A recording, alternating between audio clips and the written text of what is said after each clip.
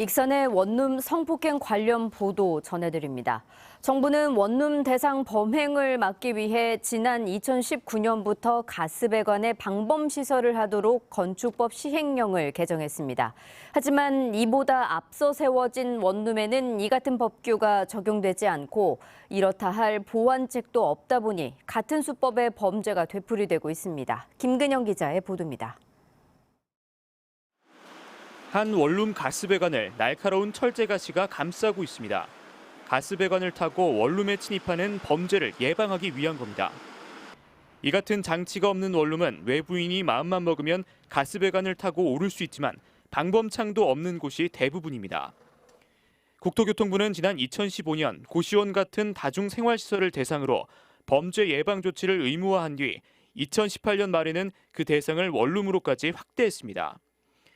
이에 따라 이듬해부터 신축 허가를 받은 모든 원룸은 가스배관에 철제 가시와 같은 방범 장치를 의무적으로 설치하게 됐습니다. 문제는 이보다 앞서 신축된 원룸에는 이 같은 규정이 전혀 적용되지 않다 보니 범죄에 취약할 수밖에 없다는 점입니다. 익산에서 원룸을 비롯한 다세대 다가구 주택은 모두 1,855동.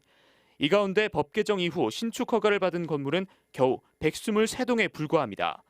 방범장치 설치가 권고된 2015년부터는 500동가량이 세워졌으니까 그 전에 세워진 게 무려 73%. 원룸 등 전체 다중주택 10동 가운데 7동 이상이 범죄에 노출돼 있는 셈입니다. 실제로 지난 21일 익산에서 30대 남성이 가스배관을 타고 침입해 성폭행을 저질렀을 만큼 범죄가 만연하지만 지자체들은 마땅한 대안을 내놓지 못하고 있습니다. 행정하고 이런 경찰서들이 유기적으로 지금 협력을 해서 방안들을 지금 마련하고 개선하고 있는 부분들이 있거든요.